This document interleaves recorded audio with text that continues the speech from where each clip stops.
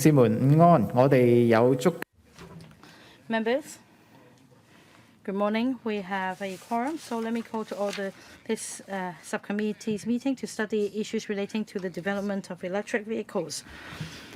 Some housekeeping matters first. We need to discuss date of the next meeting and items for discussion. The next meeting is tentatively scheduled the 12th of June 2020, Friday, 10:45 a.m. I propose to discuss the following two items. First, the target of ratio of electric vehicles and electric public transport to total transport and the timetable. That's item 1 on our work plan. And second, item 3 of our work plan and overseas examples in promoting the use of electric vehicles and how we can formulate appropriate measures in Hong Kong. Yes, Ms. Hon Tanya CHAN.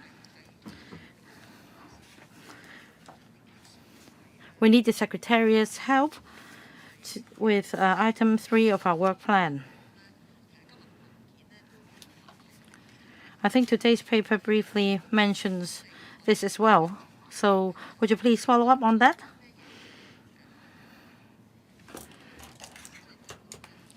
I want to know whether we can include other items as well. The administration has only one item for 2 hours. We have 5 items in our plan. We will discuss 2 of them, and the next meeting we'll discuss another 2. And there is also relevant supporting policy measures for promotion of EVs, such as the disposal of waste batteries and grooming talents. We can leave it to the July meeting.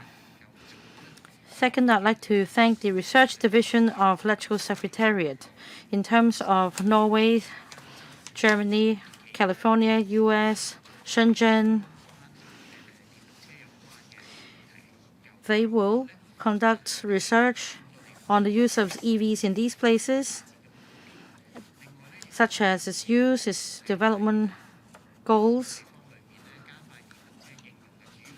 and also the major policies and measures on the promotion of EVs, whether there is any financial incentive, infrastructure support, and also priority on the road.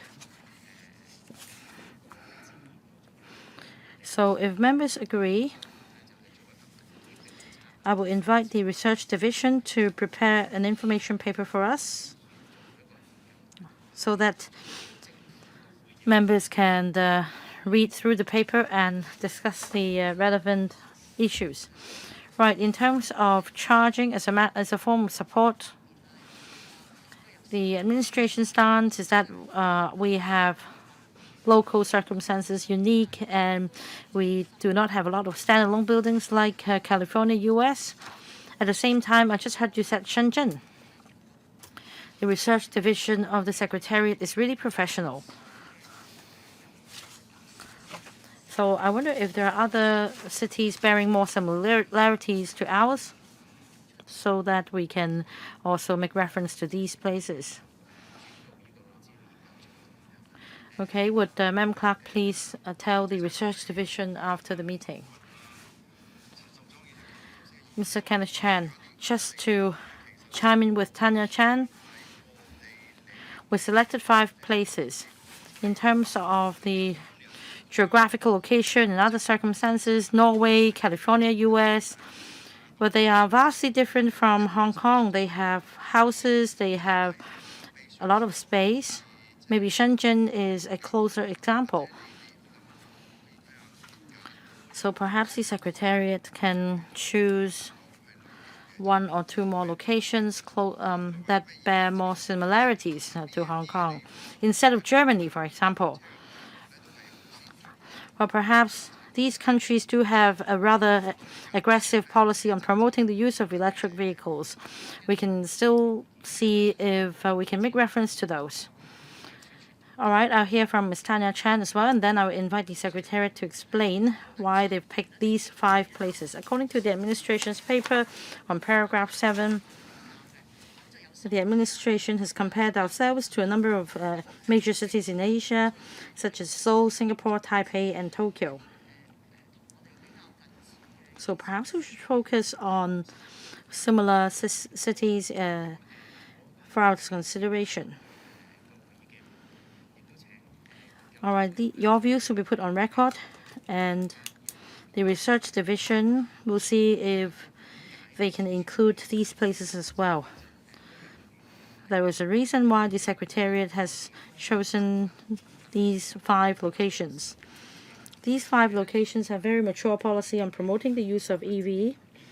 They've all laid down development goals in Norway. For example, in 1990, they've begun rolling out a comprehensive policy on the promotion of EVs, and it also has the highest utilization rate of EVs around the world.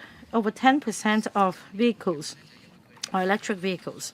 For Shenzhen, they've done very well in the use of electric public transport vehicles. For example, they have all buses running on electricity.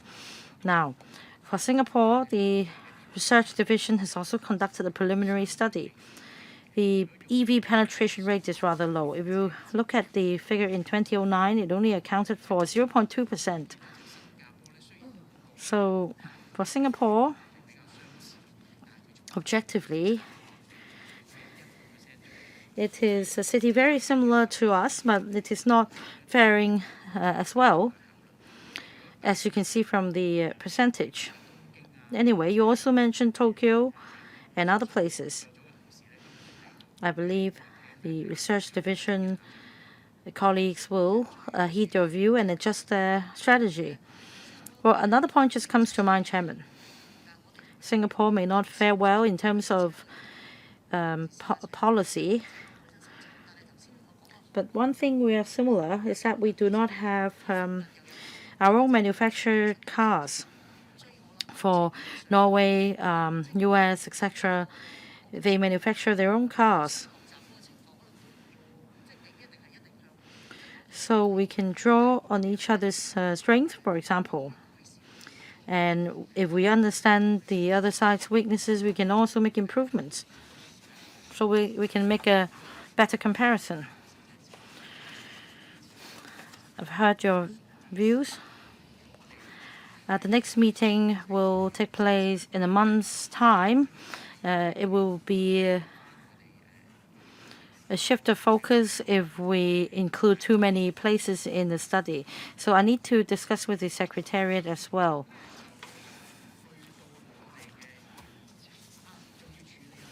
There's another matter, a letter from Ms. Tanya CHAN. You asked for a monthly meeting and also a public hearing depending on the epidemic situation. In fact, we had a public hearing in January this year. We invited a lot of deputations already. So how about we just invite written submissions? We don't need a face-to-face meeting here. Because of the epidemic, I'd like to focus on government policy so that we have more time to put questions to the government. So if there is no objection, I will ask the Secretariat to invite the public to make written submissions on the issue for members' reference. Meeting schedule. This will be devised in light of the actual circumstances. Next item, existing policies on electric vehicles and their effectiveness. Let me invite the administration to come in first. We have Mr. Pt1, Under Secretary for the Environment, Mr. Owen Fong, Deputy Director of Environmental Protection, Mr. Dave Ho, Assistant Director of the Environmental Protection Department, Mr. Jamil Ng, Principal EPO of the EPD, and also Dr. Mak Sheng Tat, Principal EPO of EPD. In fact, we have 2 items. The third item being the number, distribution, and usage of charging facilities for electric vehicles. We set up separate items, but they do come under the same area. So maybe we should combine items 2 and 3 for discussion. All right, any objection? If there is none, the Bureau has prepared a paper, and they will also walk us through the paper. So perhaps I should give the floor to Under Secretary before I open the floor to members. Mr. Chair. Thank you, Chairman. I'd like to take today's opportunity to brief members on the background of our overall policy. There's been some misunderstanding on the government's decision and the relevant policies. So let me go through them very quickly. It's a bit of a history. At the early stage of electric vehicles, the government already devised a relevant policy. The first stage was from mid-1990s to around late 2000s. Electric vehicles were still in early stage of technological research and development because around the world R&D activities were taking place and the models were mainly supplied for trial with no mass production. And since 1994 April, the government waived the first registration tax or FRT for EVs in order to lower the cost of trying out EVs, because at the time trials were conducted and cost would be one deterrent factor. So we implement this policy to lower the cost and promote technological development of EVs. In late 2000s, in 2008 or so,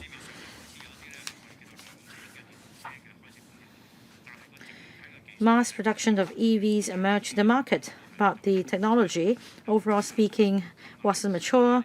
You may recall that the driving range and the performance was not very good. These were the major problems with EVs back in those days. And they were of the view that e-private cars could not hardly replace conventional petrol PCs. And then in late 2000s, the government noticed that the development had taken place rapidly, and it would very likely become more mature in the future. So on the one hand, in terms of policy, we continued to waive the FRT for EVs, and we also set up a steering committee led by the Financial Secretary in 2009 to coordinate the strategies for promoting EVs. And also, we required the installation of charging facilities in new developments, because for popularizing EVs, the major bottleneck at the moment is charging facilities. If we do not have sufficient infrastructure for charging facilities, in the future it will be impossible to set up chargers. So at the time, the government required new developments and new buildings to come with such facilities. At the same time, the government set up the Pilot Green Transport Fund. Apart from electric private cars, there are also other commercial vehicles which are close to our heart, and we would like to promote EVs development in these areas as well. So the fund was set up so that we can get ready in terms of infrastructure to support the technological development. In the third stage, around the start of 2014, that's the development of the EVs in the third stage, and EVs are more technically mature with a longer driving range, and some can reach up to about 400 kilometers or even longer. So we see that more and more users are more acceptable of EVs. And at that time, with a number of EPCs increased, the policy of full exemption of the first registration tax, however, tilted in favor of high-priced EPCs. For example, if the tax is about 1 million, it means that it's cheaper by 1 million, so that you would actually see that it is in favor of the higher priced EPCs. And at that time, many people purchase EPCs because these high-priced EPCs actually function much like sports cars, and therefore there was a moment when the number of private cars increased dramatically. And in view of this, the government introduced a revised FRT concession with an upper limit and a one-for-one replacement scheme to ensure the policy will not be inclined to high-priced EPCs. We do need more medium-range PCs in the market instead of only high-priced EPCs. The one-for-one replacement scheme can also strike a balance in the increase of private cars.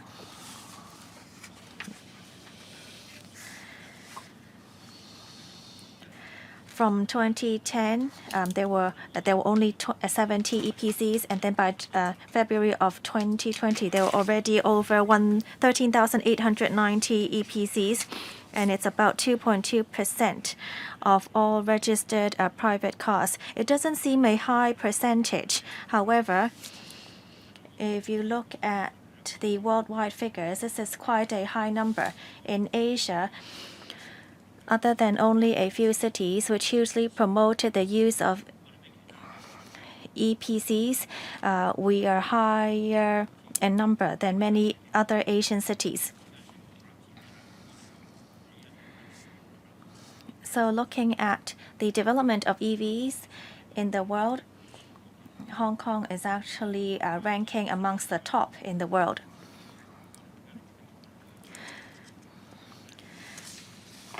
So how do we promote the use of EV? Under the one-for-one replacement scheme, the EPC owners can enjoy a FRT concession of up to $97,000, and about 3,300 applications were approved until March of 2020. And many owners have chosen for this one-for-one replacement scheme, and 90% of the EPC owners actually have chosen to replace their cars under this scheme. So there is still a FRT concession for private cars, and for commercial cars, they are also able to enjoy a profits tax exemption. In promoting electric public transport,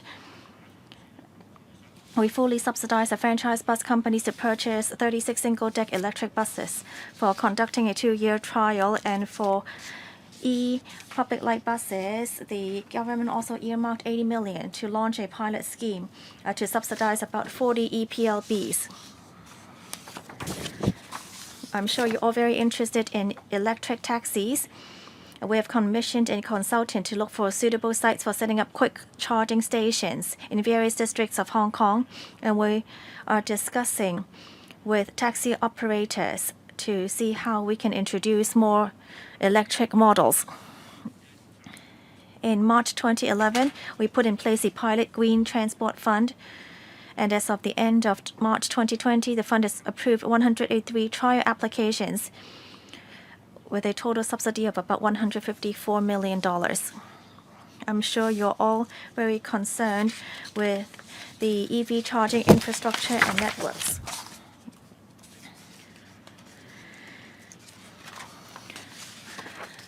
Of course, if we are to be successful, of course, we hope that EVs could be charged in homes and offices. That would be the best. The government or public car parks should actually only be a top-up and not to be the main charges. Since 2011,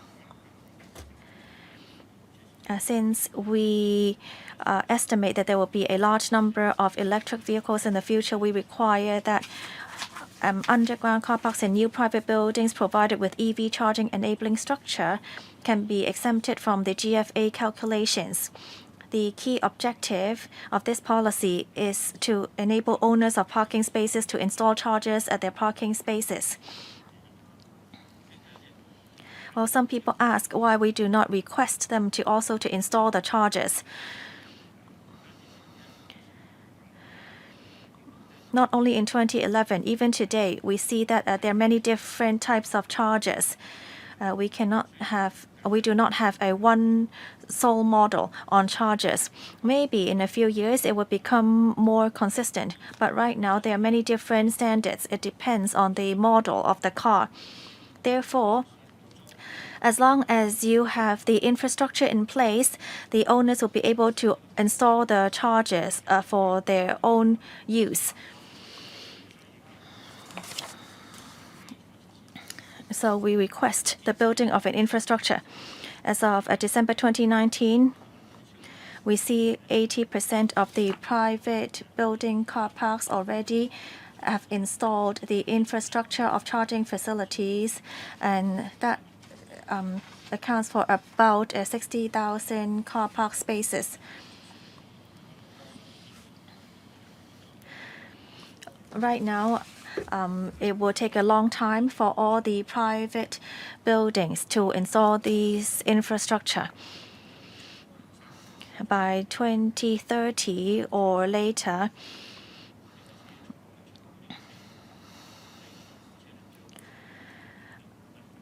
EVs may become the mainstream. Therefore, we need to speed up the building of infrastructure in Hong Kong.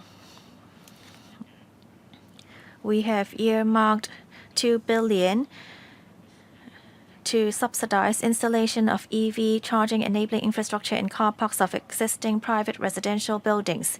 And we hope that the pilot scheme will be introduced at the end of 2020, and within 3 years, it will cover about 60,000 car park spaces.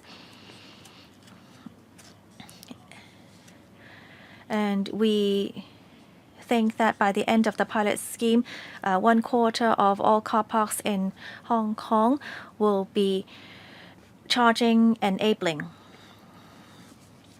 On charging network, although the government buildings and malls could also provide supplementary charges, currently there are a total of 857 government public chargers at government car parks, most of which are medium chargers. We've allocated $120 million to extend the public EV charging network at government car parks. And we estimate that by 2022, over 1,000 additional public chargers will be in place. The government is also looking into on-street parking spaces with charging facilities and public quick charging stations. And we hope to look into suitable sites, and upon completion of a study on this, we would explore a proposal for the development of quick charging stations. So a consultant has been commissioned to also look into fast chargers installation, as that could service more cars.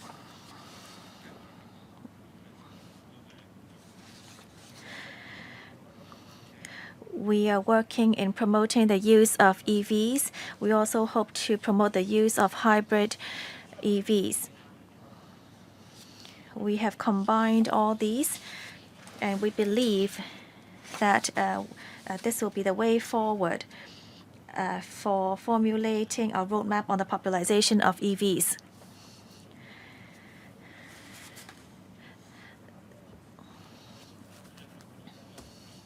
We also plan to work on our clean air blueprint, because our hope in promoting EVs is to try to reduce air pollution.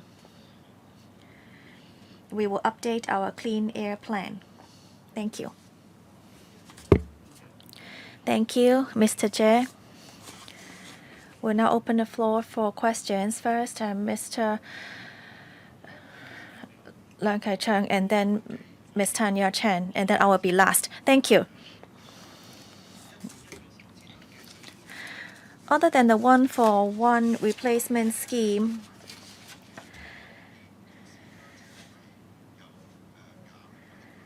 do EVs enjoy tax concessions for first registration right now? I see that there's also a scheme to encourage enterprises to purchase EVs, and that has been introduced in 2011. So the business registration will be waived.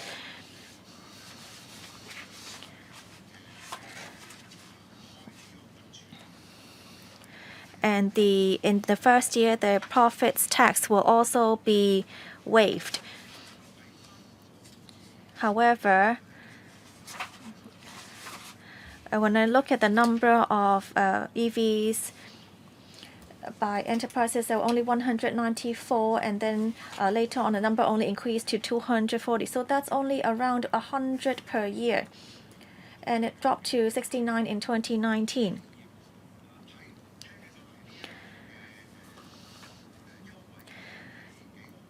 The plan seems quite attractive, yet why is this not popular with the enterprises? Was it because of lack of promotion, or do enterprises feel that this is not suitable for their use? Thank you, Mr. Jie.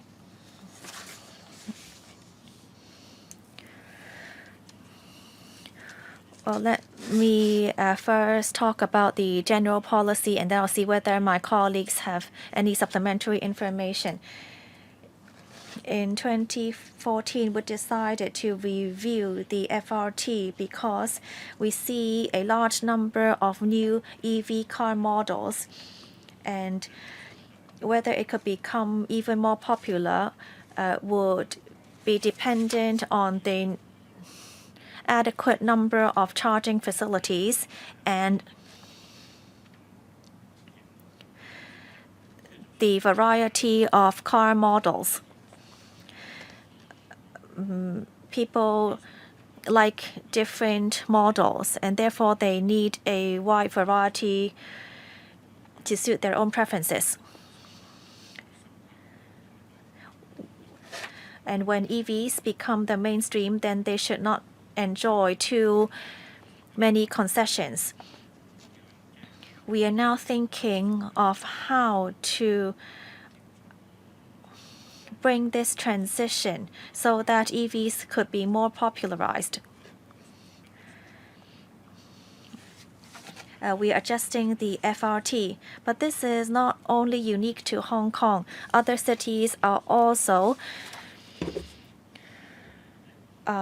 taking out financial incentives for the purchase of EVs.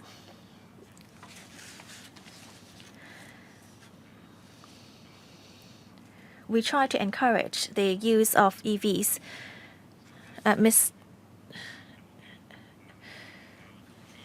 And in enterprises,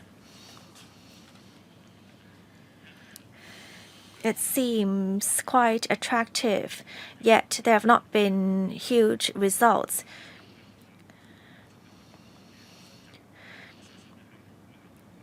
I'm sure enterprises are more concerned with the availability of car models. I'm sorry, may I interrupt?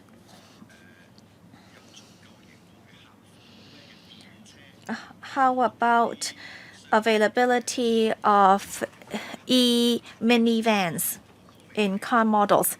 I have never seen any e-minivans. Actually, do these exist? Yes, I've seen it before, but please wait, Under Secretary. I think we need to clarify the piece of information.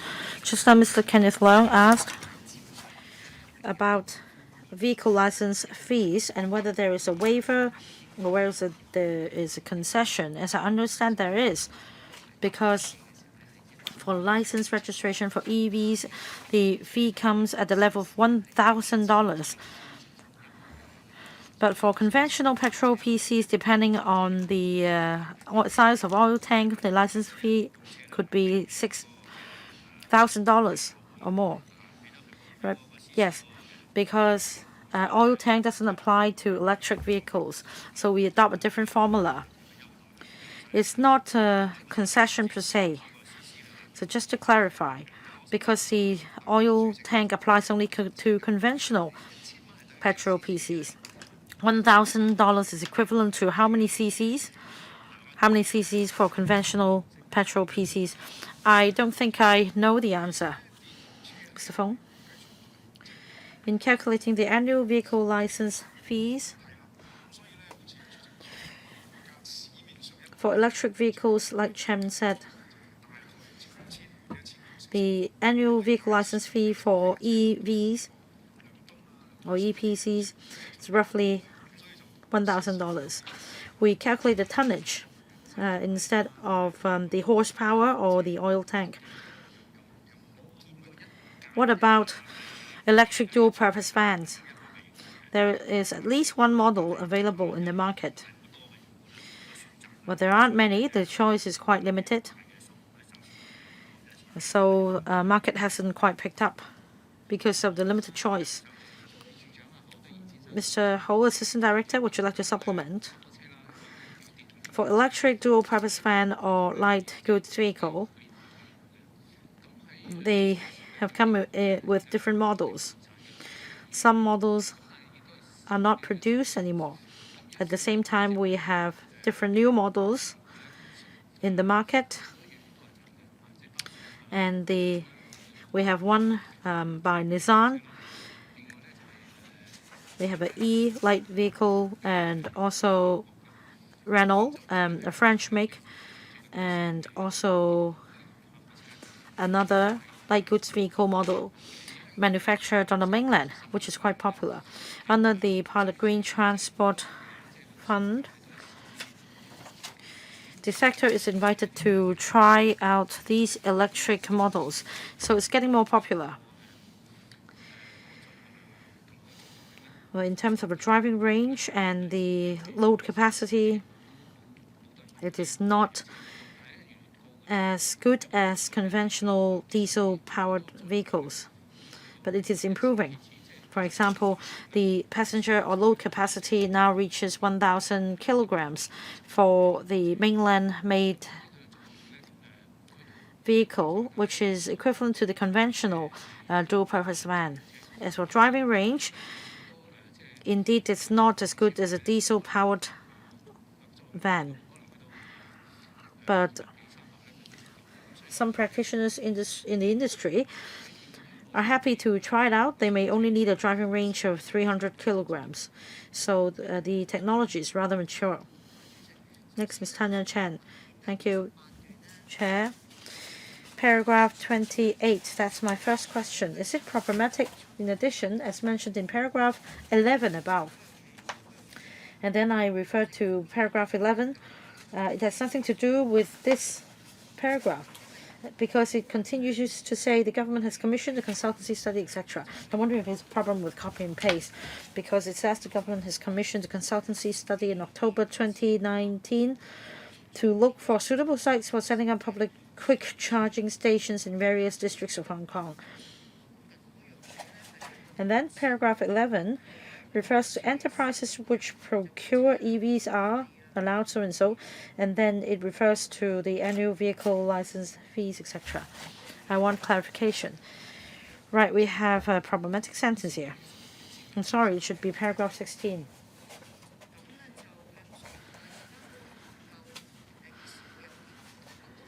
When do you have the study outcome about the public quick charging stations? Does it include on-street parking spaces? Because for on-street parking spaces, I see you've preliminarily identified 10 possible sites. So are you referring to other locations? Chairman, you say we will discuss the next item as well. And there is a table at the back of the paper in Annex 2 about the number of public EV chargers open for public use, with a breakdown by 18 districts. Some of them are not government facility. My question is whether the government will consider subsidizing enterprises or organizations in installing more of these chargers so that we will see a rapid increase. Next, about housing authority. I asked this question before. the Housing Authority owns more than 30,000 car parks. So if we allocate 20% for EVs, we're talking about 6,000 spaces. But at the moment, the HA at the moment has less than 1%. 214 standard charges, 33 medium charges, and only 8 quick charges. So does the government have any measure, for example, additional funding for the HA to improve the charging facilities, and also requesting the new estates not to install standard charges? It should be at least medium charges. If you look at the previous table,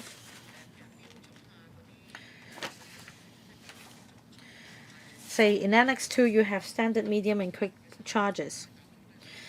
But please first answer my 3 questions before I put more follow-up questions. My colleagues can give you more details, but on the whole, we've discussed with the Housing Authority and we've reached a consensus. More charges will be provided, including new facilities, new developments. There will be infrastructure for charging to make it charging enabling. Don't give me this answer. Can you tell me whether it's quick, medium, quick charger? What consensus is that? Is there any way you can follow up on this requirement? Because your answer is very vague, and we don't understand whether your policy is sustainable. Can you tell us something more concrete? What consensus are you talking about? Is it the mandatory requirement? Will there be consequences for non-compliance, and more charges will be installed? I'll defer to my colleague to give you the details. Thank you, Chairman. Thank you, Ms. Chan, for your questions. Regarding Housing Authority, we have been liaising with them, and this is a clear message from the HA. For new developments under the HA's remit, 30% of parking spaces will be equipped with chargers. As for the charging speed, it depends on a number of matters, location, power supply, but at least the requirements that 30% of these parking spaces will come with chargers. As for the remaining 70%, the infrastructure will be ready. That is, for monthly parking spaces, if need be, chargers can be installed in the future. In other words, for HA, it will become 100% charging enabling. As for the remaining HA housing estates, they have given an undertaking that when technology allows, more charges will be added. And on top of that, for outdoor parking spaces in housing estates, which is not part of our requirement in our planning, but they've already given this undertaking that for outdoor spaces, 30% in the future will come with charges. And that's the HA's undertaking. The other member asked a question earlier about the provision of charges by district. And we already identified 10 possible sites for on-street parking spaces with charging facilities. By on-street parking, we actually mean metered parking. And our exercise started last year, and we left no stone unturned. We looked for different spaces under the flyover, on the side of the road, etc.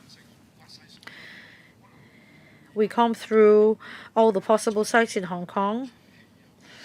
These sites at the moment may not have any charging facilities, but they could be possible sites.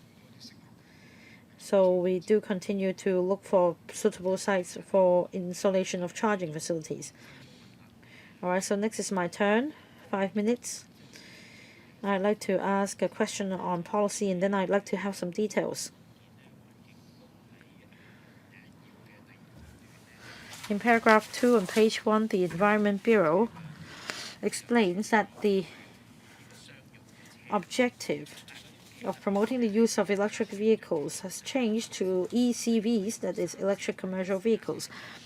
According to the Hong Kong Planning Standards and Guidelines, the goal is to have 30% of private cars running on electricity.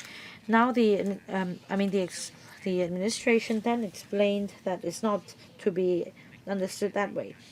It's now changed to e-commercial vehicles instead. But you haven't set out a percentage and a timetable for its implementation.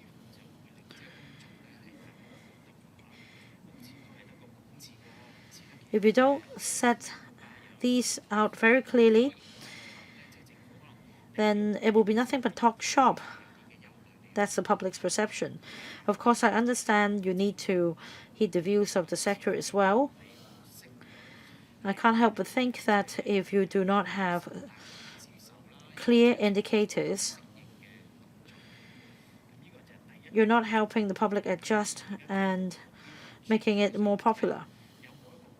So you've shifted the goal to the promotion of e-commercial vehicles instead. Do you have a timetable as to the percentage? Second question, about the one-for-one replacement scheme according to the government. As of March 2020, the deadline came in March 2020. But according to the scheme, you must be the owner of the private car for 18 months. That is, if you work out the numbers, you need to be the owner of an old private car before you are eligible for the concession. In other words, the actual deadline was September 2019. In other words, if I am the owner of an old vehicle in October 2019, then I would only be owning this car for less than 18 months and I won't be eligible. Should it be taken that way? Or do you mean that after March 2020, if you own a private car for 18 months, you are still eligible? Can you clarify that? Third point.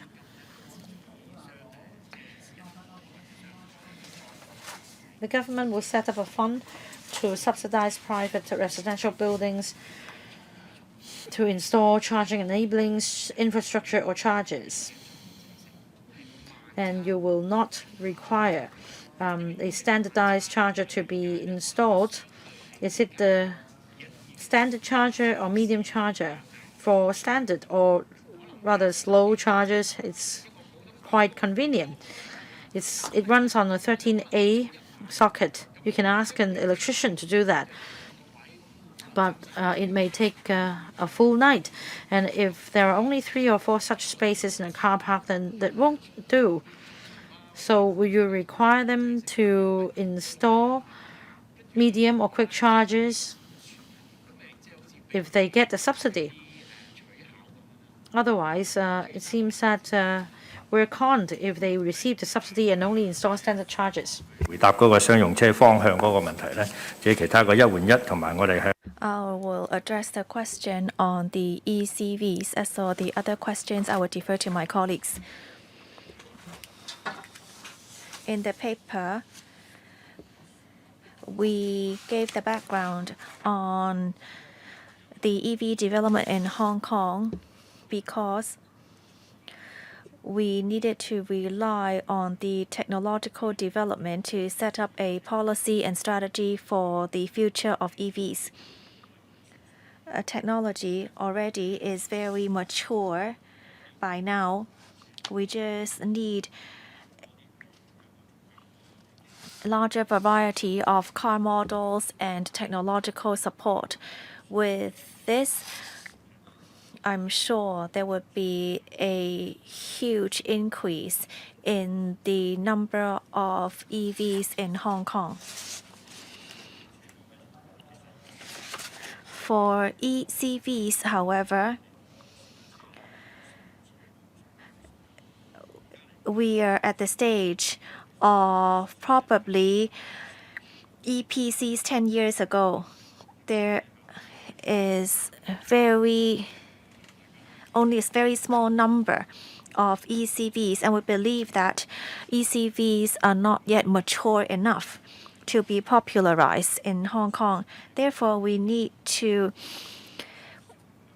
promote ECVs that would be suitable for the hilly terrain in Hong Kong. And we have introduced the New Energy Transport Fund to try to support the usage of ECVs.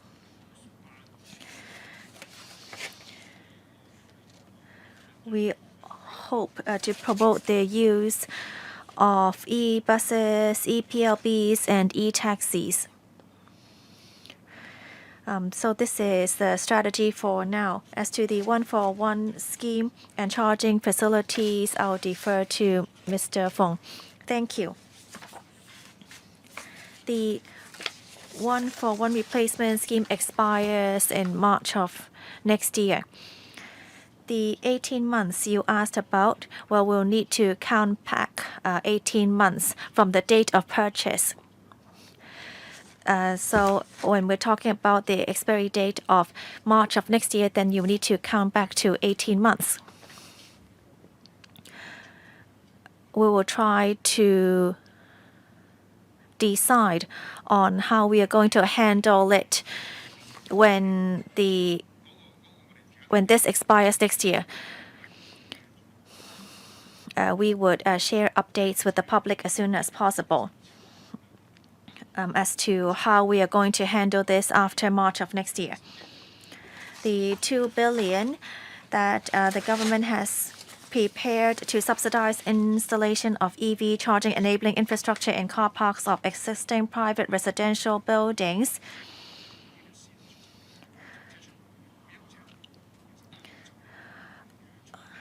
will be preparing buildings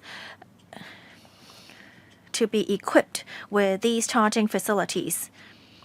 We are thinking of medium charging facilities right now because fast charge is very expensive.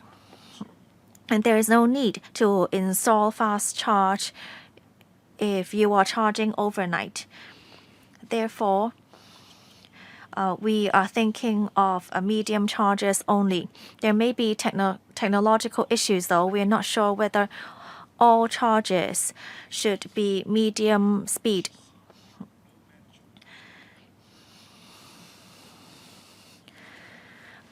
We need to look into the system of the loading management system to ensure that the loading could be allocated to the different charges in a balanced manner.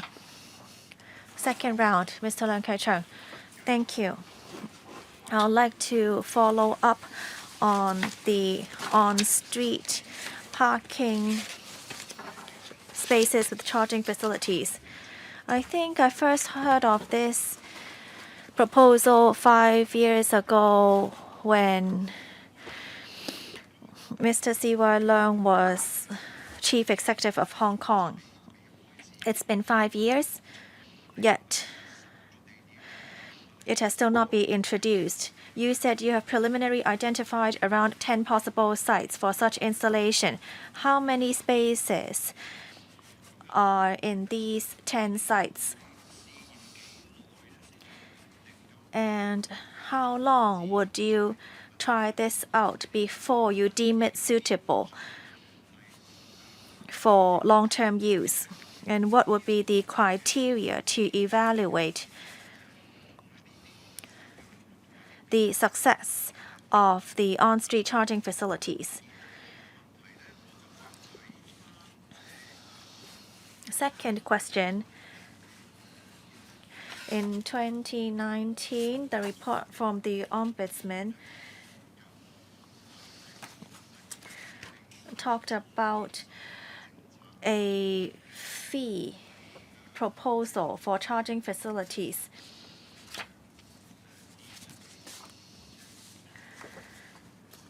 Right now, I believe that this is provided free of charge in government parking lots. I understand that there are now more and more new models in EVs. In the long run, how are you going to charge the electric fees? Would it be a flat rate of perhaps $5 or $10 per time?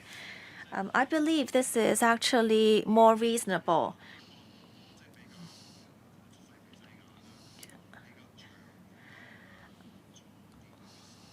What would be the charging fees in the long run? Third question, on the $2 billion pilot scheme to install EV charging enabling structure in private residential buildings.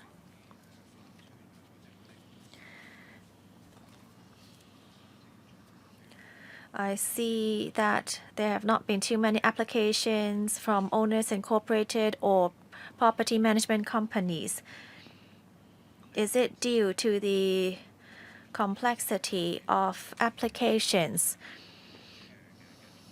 or due to the lack of support from the owners?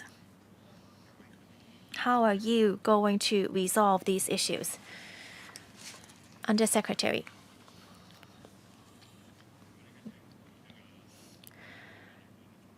Mr. Ho will answer your questions.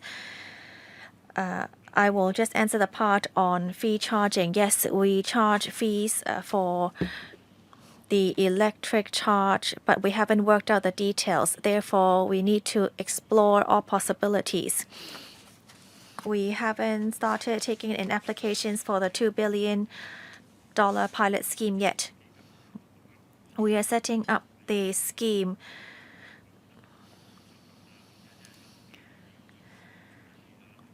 to try to overcome the difficulties of gaining support and consensus with the owners. Mr. Ho.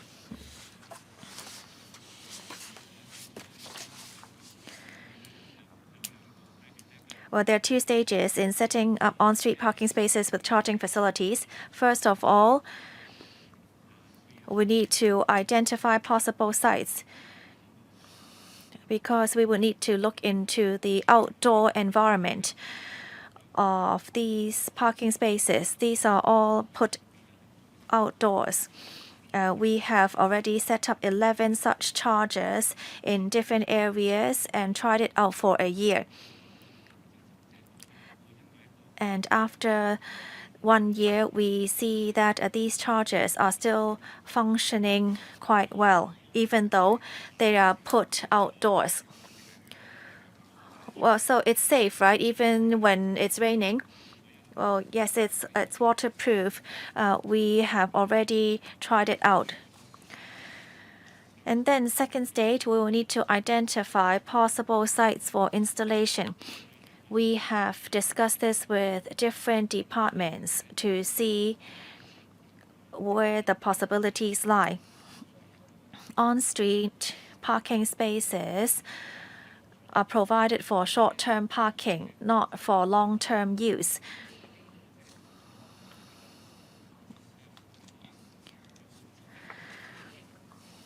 We have explored tens of dozens of sites and identified around 10 possible ones. However, we still need to look at the traffic impact. We do not want people lining up for these charging facilities. In other countries, it might be possible for car users to wait in line because there is more land. However, this is not possible in Hong Kong.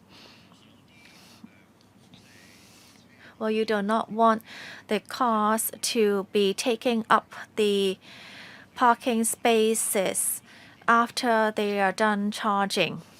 So wouldn't it be much more reasonable to use quick charging I want to ask about the infrastructure of medium charge and quick charge. Quick charging stations are much more expensive than medium charge stations. Can cost up to a dozen or millions of dollars.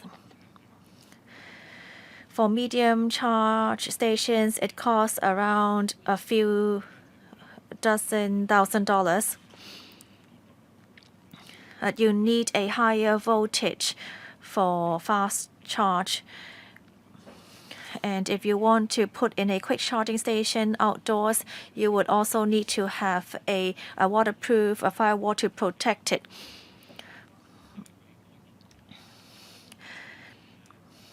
In other countries, you will need actually a larger area to accommodate the larger voltage, and therefore we believe that it would be more reasonable to install medium charging stations only.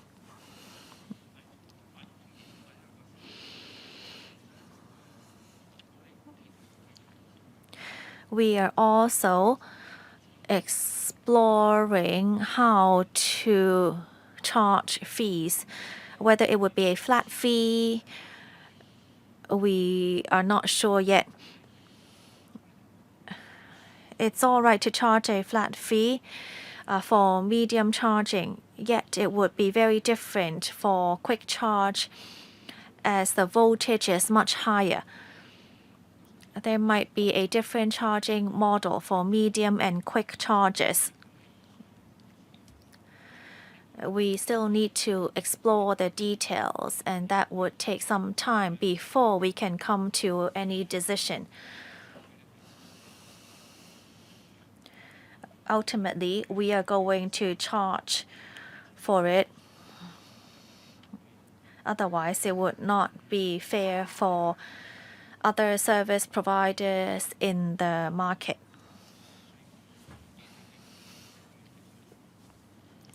It will take some more time for us to explore the details.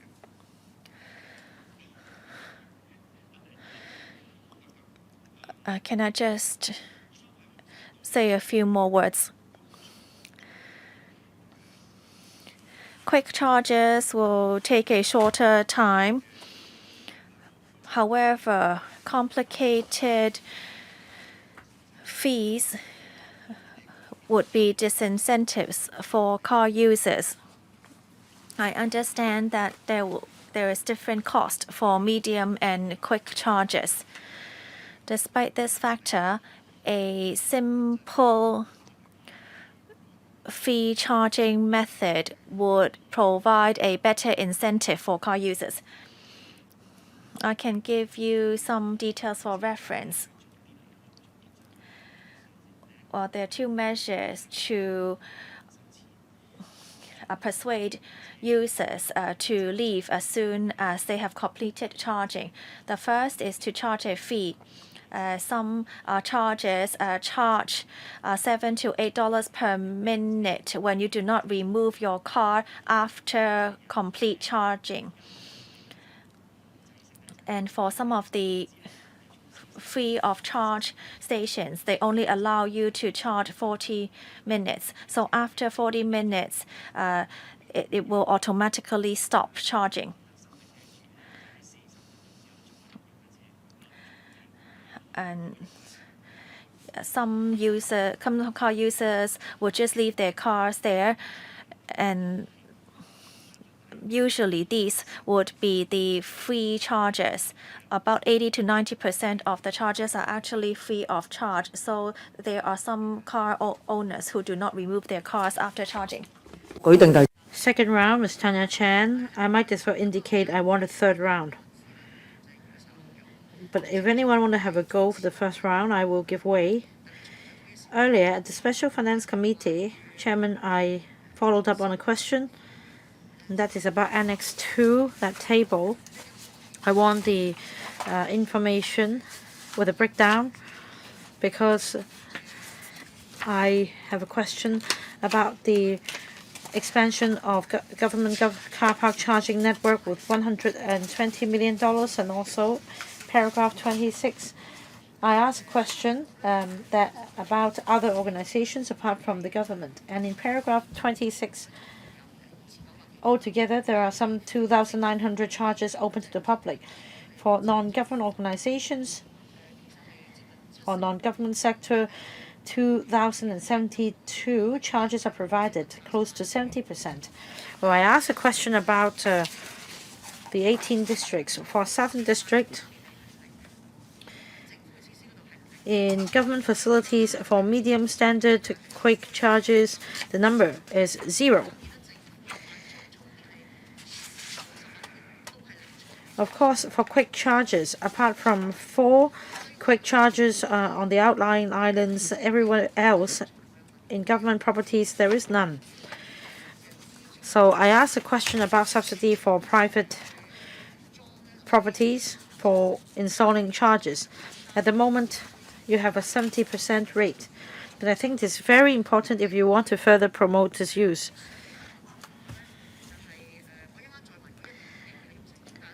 Now I will come back to the $120 million.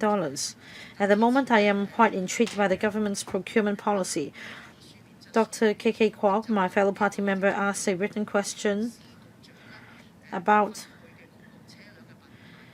the make and model of government cars allocated to different bureau chiefs and the chief executive, and also the years in service, etc. And also about EVs in the government fleet in 2017, 7, 2018, 7, 2019, 6, but they only accounted for 0.6% of government procured cars. So 6 out of 718 vehicles, in other words. For the department secretaries as chief executive and bureau chiefs, only the Secretary for Environment is using an electric car. So I don't think the government itself is setting an example. In terms of the government car fleet as a whole, we understand not all can use electric vehicles. But say for electric private cars, just on private cars alone, they only have 2.2% share. So be it principal officials, government procurement of new cars, I don't see the government is following its own policy in terms of procurement. The government is not proactive. So I asked just now whether it is possible to provide resources to subsidize the non-government sector. I'd like to respond, and also, can the government make some improvement? Can it lead by example?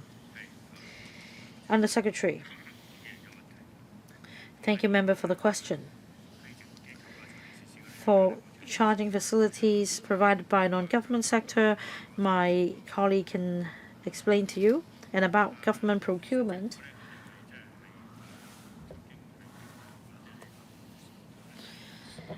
well, we did ask different bureaus, chiefs, and secretaries to try electric vehicles. But because of constraints of certain make and models, in terms of seats and the size of cars, it may not be suitable. The cars may be needed for picking up guests, for example. So after trying these cars, they were found to be not very suitable. But we see more and more models available in the market now, so perhaps we will start a discussion afresh to see whether we can encourage more bureau chiefs to use electric cars. The government has a policy. If possible, the government should procure electric vehicles. But as mentioned just now, a few years ago, when they were put to trial, we did not have a very good experience. In fact, in 2018, the Audit Commission checked the use of EVs by the police, and there were problems. And in 2018, the Audit Commission recommended a careful study as to the models and make of EVs available in the market and should make a careful purchasing decision.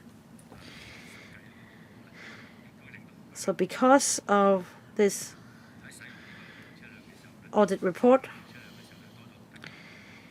many departments had additional considerations when procuring electric vehicles. But anyway, we see significant improvement in terms of the maturity of technology and available models. So we will see whether we can review the situation to promote a wider use of EVs in the government.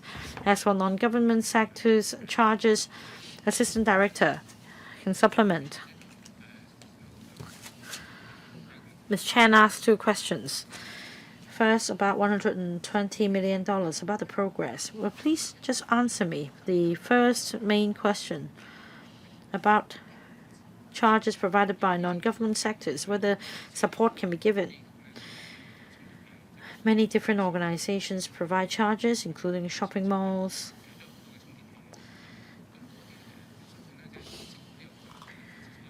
And I think that on the part of the government, there are difficulties because it's up to developers to install chargers in their own shopping malls.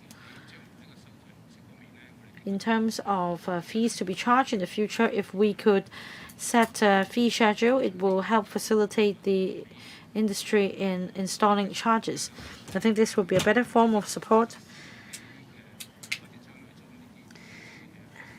And it may be difficult for government to subsidize private developers in installing chargers.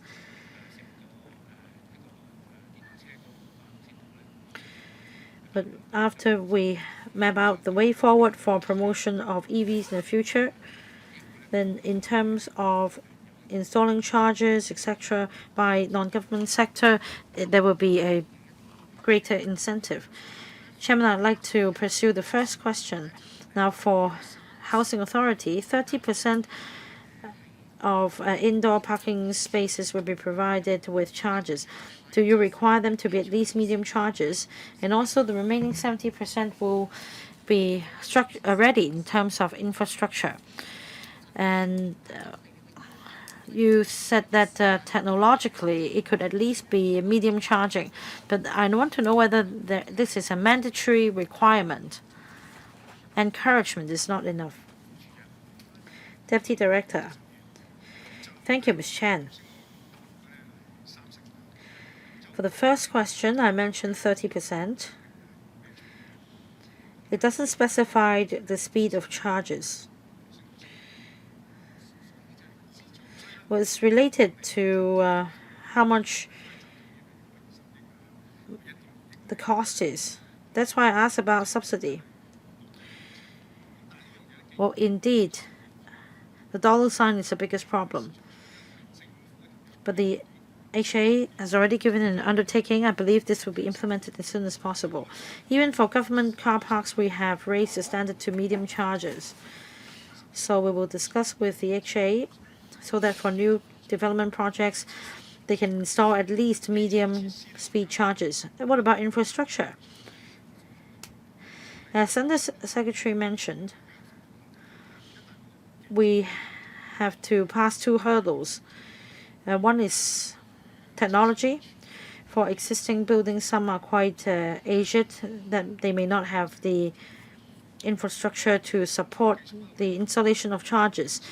Then again, there is also the objection from owners' corporations.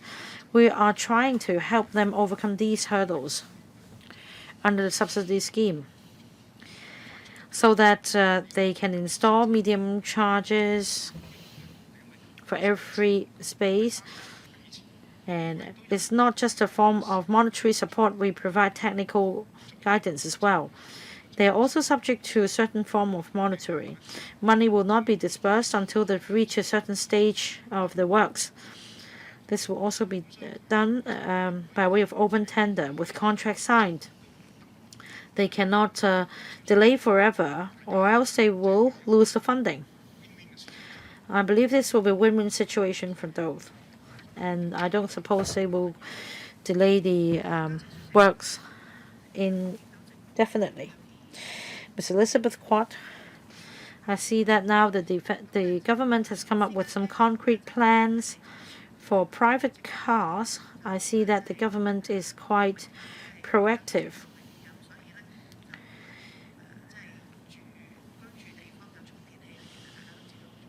It is important, as everyone knows, that there should be charges in residential buildings. Mr. Gary Chan refers to the hogging of parking spaces out there and that fees will be charged if you don't drive away your car. Will the government follow up on this idea? Because this is the crux of many complaints, the hogging of electric car spaces. About parking spaces with charges in the long run, fees will be charged. That's the first point. Second, for new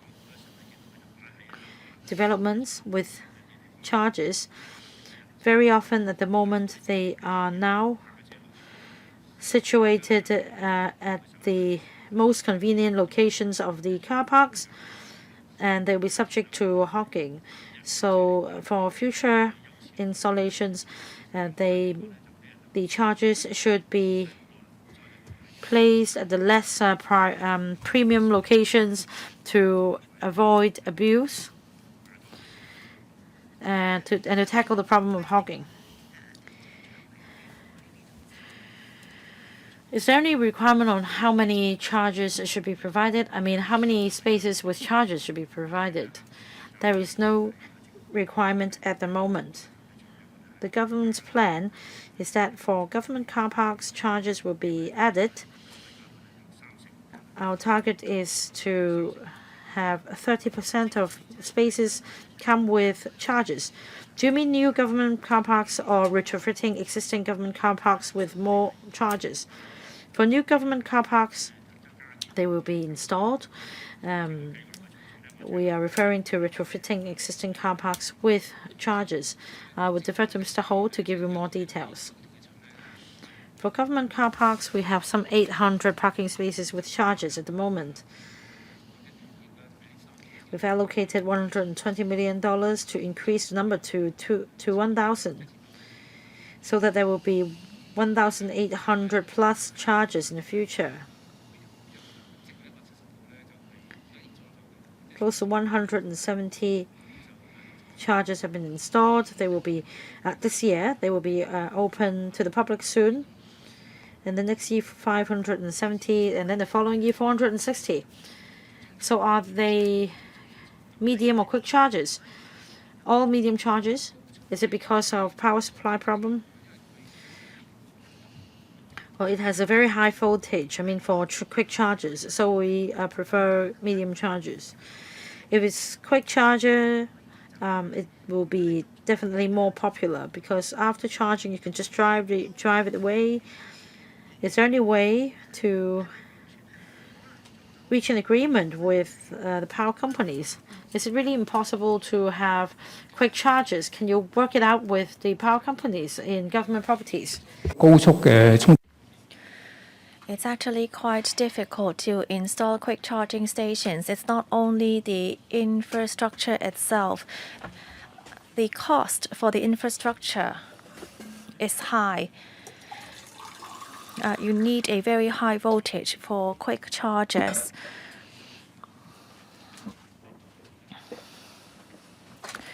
You also need to add in a separate plug. And that will complicate matters. Increasing the number of charges to 30% will already put a heavy load in car parks.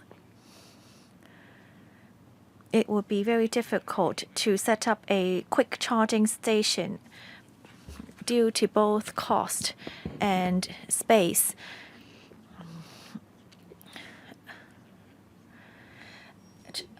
using a medium charger for an hour can keep the car running for 30 kilometers, and that would already be enough within the city. And therefore, medium chargers should be the crux of our focus right now. Well, yes, actually, you see that there is actually a huge infrastructure behind the charging station. So if you want to install a quick charging station, you will need much more space. And it is actually not very suitable in Hong Kong when to set up quick charging stations on the street. And this will not be something that we can overcome technologically at this moment. Second round, my turn. I'd like to follow up on the 1-for-1 replacement scheme.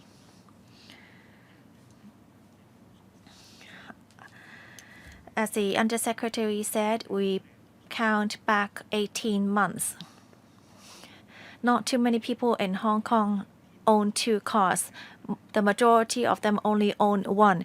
Well, let's say today I bought a second-hand car and I do want to enjoy the 1-for-1 replacement scheme in 18 months. It would not be possible. I hope the administration can think of ways to prolong the 1-for-1 scheme. We heard many members ask about charging facilities. EPCs are developing quite well, yet we still face many problems with charging. The government now wants to develop ECVs. We must try to learn from the experience of EPCs. Have you thought about the infrastructure for charging for EPCs and ECVs? Currently, many of the charging facilities are free. If you are considering charging a fee, then you will need to inform car owners early in advance. Many people purchase EVs because charging is free. So you need to share the details of the fees in advance, as this is actually a huge incentive for car owners. Undersecretary. Thank you, Chair.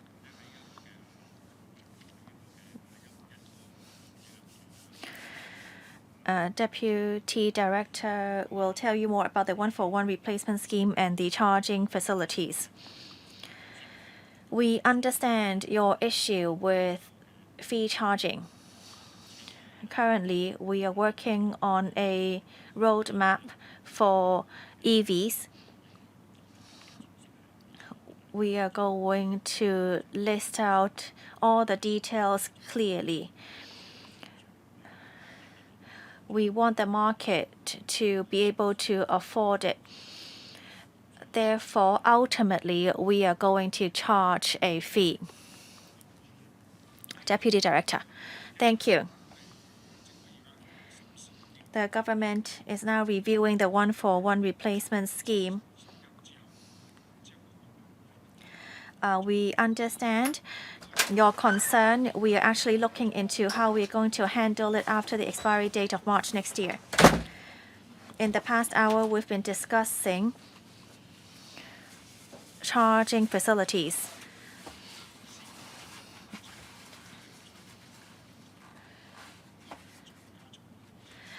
For EPCs, we hope that car owners will charge their vehicles in their homes or in their offices. And it is more ideal for them to charge overnight when it is not during peak hours. It is exactly the reason why we are introducing the $2 billion scheme to help private buildings install charging facilities. For ECVs, they will need to charge in public areas. We are now collecting data to help us identify sites for e-taxis to charge. We have even looked under flyovers and also large areas where there are plants and shrubs. We are trying to look for suitable areas for electric taxis to charge. We have also discussed in the panel of environmental affairs that we want EPLBs to charge at their designated termini. Therefore, we hope that green PLBs will be the major participants in the pilot scheme. Buses should also be charging at the bus termini or maybe charge overnight. We understand the concerns of members. We also want to divide up charging for public transportation as well. And this is something we are going to work on.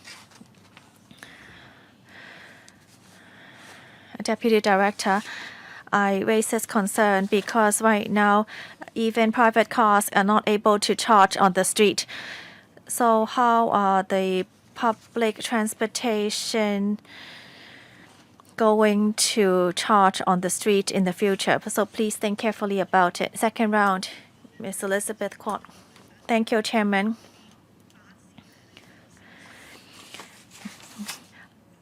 There's a pilot scheme for electric buses, and I followed this up in Sha Tin.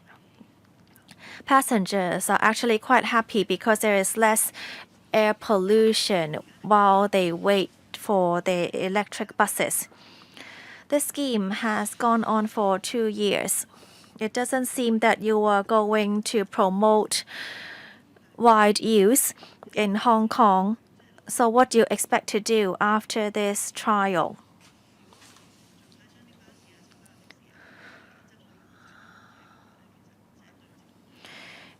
If buses, PLBs, and taxis could all be replaced by EVs, it would be really beneficial to the environment.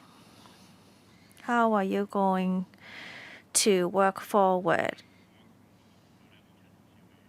in terms of electric buses development?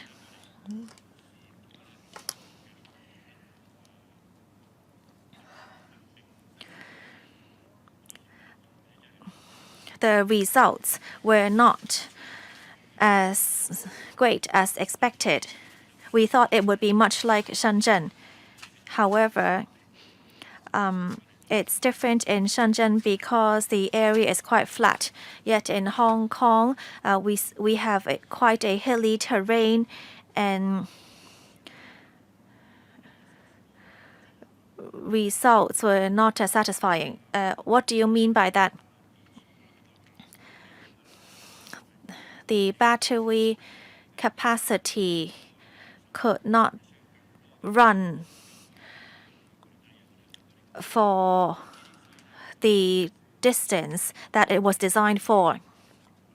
So we need some sort of design suitable for our hilly terrain.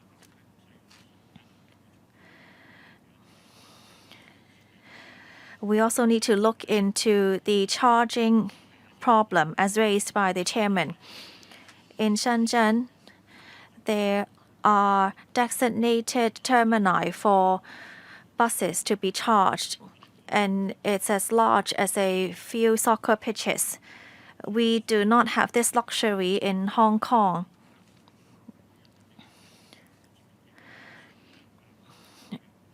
We may need to use quick chargers in Hong Kong and try to install more chargers. This is something we'll need to try out in the future. We need to find some sort of design suitable for Hong Kong, and it's still not easy for us to find a suitable model to run in Hong Kong. We are discussing with manufacturers to see whether there could be a suitable model for use in Hong Kong. We hope to focus on smaller scale buses now. That is why we are trying to work with green PLBs.